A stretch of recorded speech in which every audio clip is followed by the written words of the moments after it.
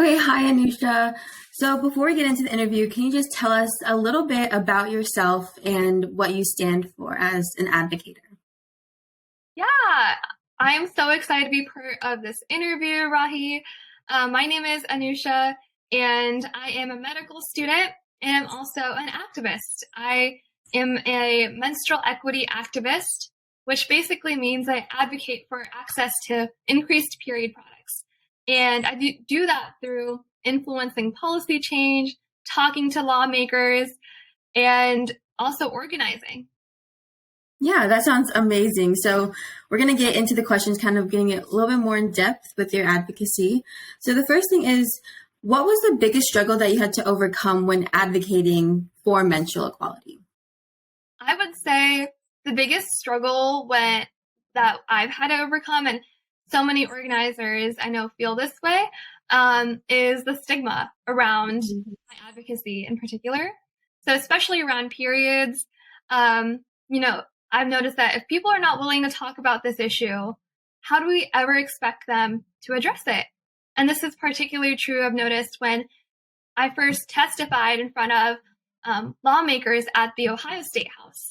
And, the reason is because of the lack of conversation about periods in legislature. And why is that? Well, there's a lack of representation of people who menstruate, both women and also other people menstruate. And that includes people part of the LGBTQ plus community. So that's why I use this language. But if, you know, people are not willing to talk about this issue, we'll never address it. And so I think that's the biggest barrier that stands for activists. Um, but I also think that's what makes period activists very bold. We're willing to challenge this generational long stigma, right? Something that our parents and the generations before them sort of accepted as normal. But we're realizing, wow, this has a lot of really dangerous consequences, right? Not talking about periods. That's kind of another question. So you said there's a lot of stigma, a lot of pushback. I read in a blog post that you actually said you had to learn to become comfortable with being uncomfortable. So would you mind kind of explaining how you went about that and how you started feeling comfortable about this, like going forward talking about it?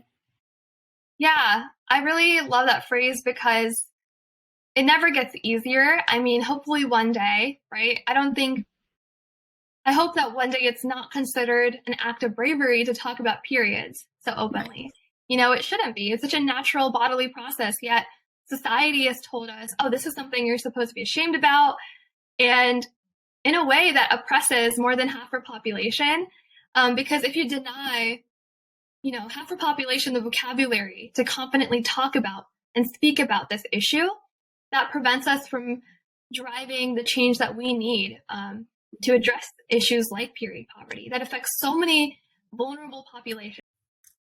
Okay, so you said that you kind of already said that you kind of didn't imagine seeing yourself doing this when you were younger. So, what advice would you give to current young menstruators today to help them feel more empowered rather than shame about their period? That's a really good question. Yeah, when I was younger, I learned about periods in gender segregated classrooms. I'm sure like a lot of us.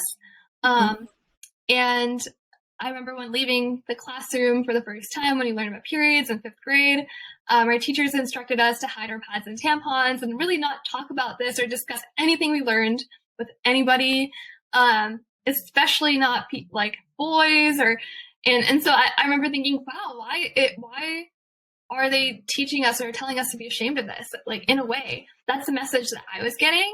And it was really, I sort of questioned it in the back of my mind, because half of our class menstruated. So I didn't realize, wow, this is such a big issue and, to talk about this.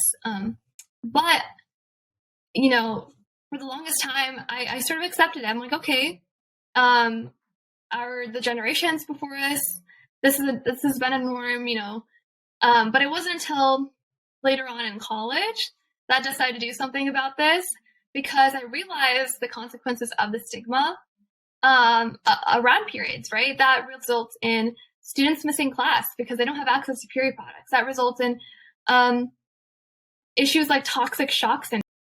But so that brings me to like the advice I'd give to a young person is realizing that you do have the power to do something about this.